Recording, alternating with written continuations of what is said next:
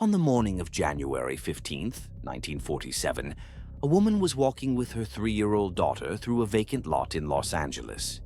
What she saw would become one of the most infamous crime scenes in American history. Lying in the grass, cut completely in half at the waist, was the body of a young woman. Her face had been slashed from the corners of her mouth to her ears, creating a grotesque smile. Her body had been drained of blood, posed, and displayed for maximum shock value. The victim would become known as the Black Dahlia. Her murder would obsess investigators, inspire countless books and films, and remain unsolved for over 75 years. This is the story of Elizabeth Short, the aspiring actress who came to Hollywood with dreams of stardom and instead became the city's most famous murder victim. Elizabeth Short was born on July 29, 1924, in Hyde Park, Massachusetts. She was the third of 5 daughters born to Cleo and Phoebe Short. Her childhood was marked by tragedy and instability. When Elizabeth was 6 years old, her father staged his own death. He parked his car on a bridge, left a suicide note, and disappeared. Everyone assumed he had jumped and drowned. Phoebe was left to raise 5 daughters alone during the Great Depression. But Cleo Short hadn't killed himself. He had simply abandoned his family and moved to California to start over. Years later, he would resurface, sending a letter asking if his family wanted to join him. They did not. Elizabeth grew up beautiful but troubled. She had severe asthma and bronchitis, conditions that would plague her throughout her short life. When she was 19, doctors recommended she move to a warmer climate for her health. She chose California, the land of sunshine, movie stars, and dreams come true. Elizabeth arrived in California in 1943 during the height of World War II. Los Angeles was flooded with young women just like her, beautiful, ambitious, hoping to be discovered by a movie studio. Most would never make it. Elizabeth Short would never get the chance to try. She was stunning, 5'5" with pale skin, dark hair, and striking blue eyes. She loved to wear black dresses, black shoes, black everything. Some say this is how she earned the nickname Black Dahlia, though the true origin of the name remains disputed. Others claim it came from a popular film noir called The Blue Dahlia that was playing in theaters at the time. What we know for certain is that Elizabeth Short wanted to be famous. She wanted to be a movie star. Instead, she became infamous. Life in Los Angeles was hard for Elizabeth. She had no steady income, no permanent address, and no real connections in the film industry. She bounced between cheap hotels, rooming houses, and the couches of acquaintances. She worked occasionally at military bases during the war, serving food to soldiers, flirting, dreaming. She dated often, mostly soldiers and sailors on leave. She was known for being flirtatious but prudish. Many men who dated her later told police she refused to have sex, claiming she was saving herself for marriage. This detail would become important later. By late 1946, Elizabeth was struggling. She had been arrested for underage drinking. She had overstayed her welcome with various friends. She was broke, desperate, and running out of options. In early January 1947, she was staying at a hotel in San Diego. On January 9th, she checked out and told friends she was going to Los Angeles to meet her sister. This was a lie. Her sister was in Massachusetts. Elizabeth Short was going to meet someone. We don't know who. She was last seen alive on the evening of January 9th, 1947, at the Biltmore Hotel in downtown Los Angeles. Witnesses saw her in the lobby, apparently waiting for someone. Then she disappeared. 6 days later, her body was found. Betty Bersinger was walking with her daughter through a vacant lot at the corner of 39th Street and Norton Avenue in the Leimert Park neighborhood of Los Angeles. At first, she thought what she saw was a discarded mannequin. The body was so pale and so precisely posed that it didn't look real. Then she realized the horrible truth. The body had been cut in half at the waist with surgical precision. The two halves had been posed about a foot apart. The victim's arms were raised above her head, her legs were spread open. The body had been completely drained of blood and scrubbed clean. There was no blood at the scene. This wasn't where she had been killed. Her face bore the most distinctive wound, cuts from the corners of her mouth extending to her ears, creating what became known as a Glasgow smile. Pieces of flesh had been carved from her thighs. Her internal organs showed signs of trauma. The killer had spent hours, perhaps days, working on this body. This wasn't a crime of passion.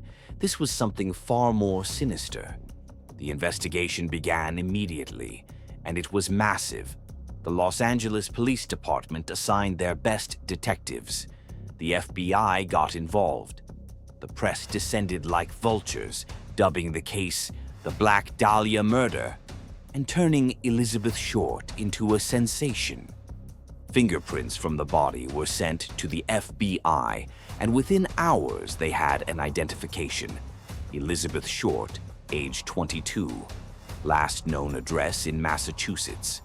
The LAPD interviewed hundreds of people, soldiers who had dated her, friends who had housed her, hotel managers who had rented her rooms. Everyone who had ever known Elizabeth Short became a suspect, and the suspects were endless. Over 500 people would eventually confess to the murder, though none of their confessions held up under scrutiny. Some were attention seekers, others were mentally ill. The Black Dahlia case became a magnet for false confessions and conspiracy theories. The evidence suggested the killer was someone with medical knowledge. The body had been bisected with remarkable precision, not hacked apart, but cut with skill. The internal organs had been carefully removed. The blood had been completely drained. This suggested a doctor, a medical student, or perhaps someone who worked in a mortuary. The lack of blood at the crime scene meant she had been killed elsewhere, then transported to the vacant lot. The killer had taken their time with the body, working on it for hours in complete privacy. This suggested the killer had access to a private location, a home, a workshop, a medical facility. The torture marks on her body suggested she had been kept alive for several days before being killed. The killer had enjoyed this. This was personal. But who? The most popular suspect, both then and now, was Dr. George Hoddle. He was a wealthy physician who lived in a mansion in Hollywood. He was brilliant, charismatic, and deeply disturbed. He had been accused of molesting his own daughter. He had ties to Hollywood's dark underbelly, and he had the medical knowledge to commit such a precise crime. Years later, Hodel's own son, Steve Hodel, became a detective and would spend decades building a case that his father was the Black Dahlia killer. He wrote books detailing the evidence. He found photos in his father's belongings that appeared to show Elizabeth Short while she was still alive. He uncovered connections between his father and the vacant lot where the body was found. But it's all circumstantial. George Hoddle was never charged, never even officially named as a suspect. He died in 1999, taking whatever secrets he had to the grave. Other suspects included a nightclub owner who knew Elizabeth, a mortuary assistant who had the skills to bisect a body, a surgeon who had treated her for her asthma, a married man she had been seen with in the days before her death. The list goes on and on. The most disturbing theory? That the killer was someone we've never considered. Someone who met Elizabeth Short in those lost 6 days between when she was last seen and when her body was found. Someone who convinced her to go with him willingly. Someone she trusted. The investigation was hampered by the intense media coverage. Newspapers paid sources for information. Evidence was contaminated. Witnesses changed their stories. The circus atmosphere made it nearly impossible to separate fact from fiction. And then there was the letter. On January 24, 1947, 9 days after the body was discovered, a package arrived at the offices of the Los Angeles Examiner newspaper. Inside was a note made from letters cut out of magazines that read, "Here is Dahlia's belongings. Letter to follow." The package contained Elizabeth Short's birth certificate, her social security card, an address book with the name Mark Hansen on the cover, and several photos of Elizabeth with various men.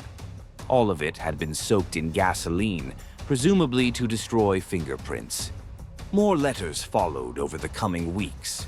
One claimed, "I will give myself up in 10 days." The deadline came and went. No one surrendered.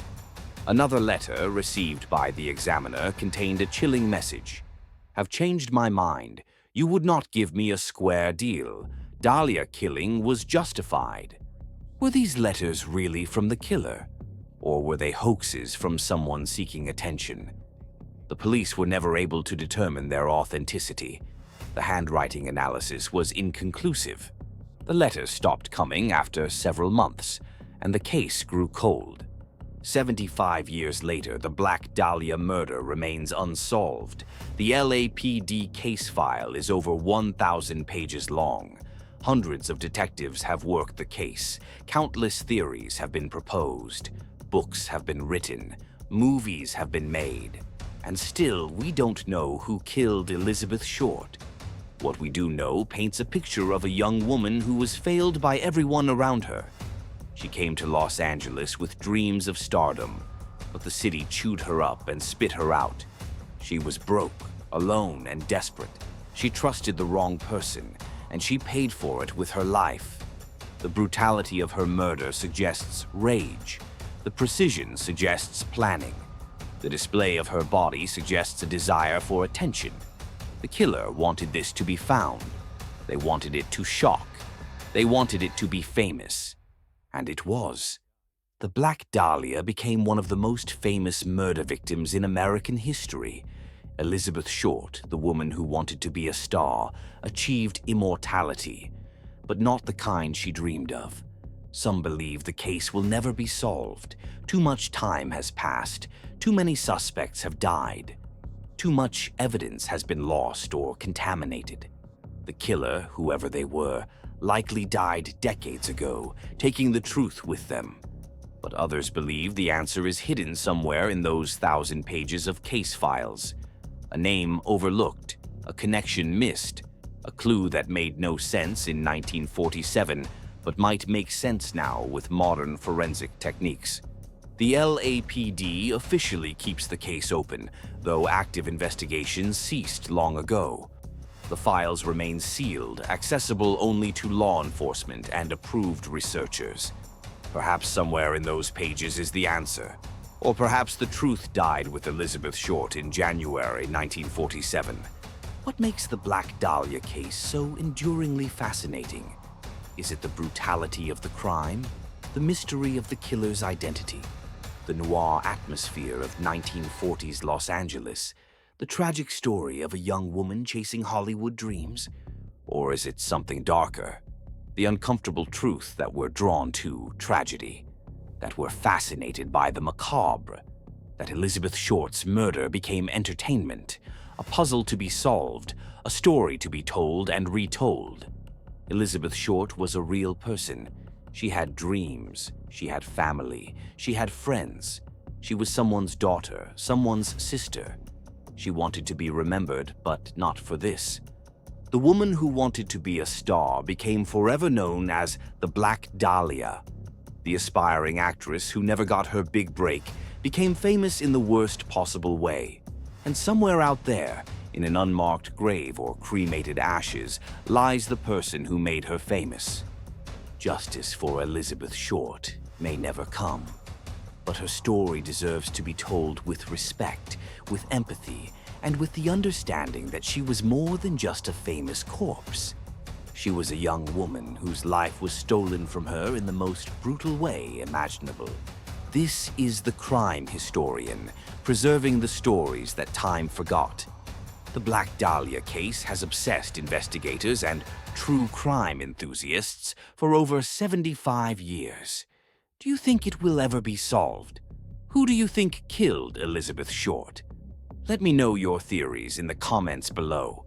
If you enjoyed this deep dive into one of Hollywood's darkest unsolved mysteries, please subscribe and hit the notification bell.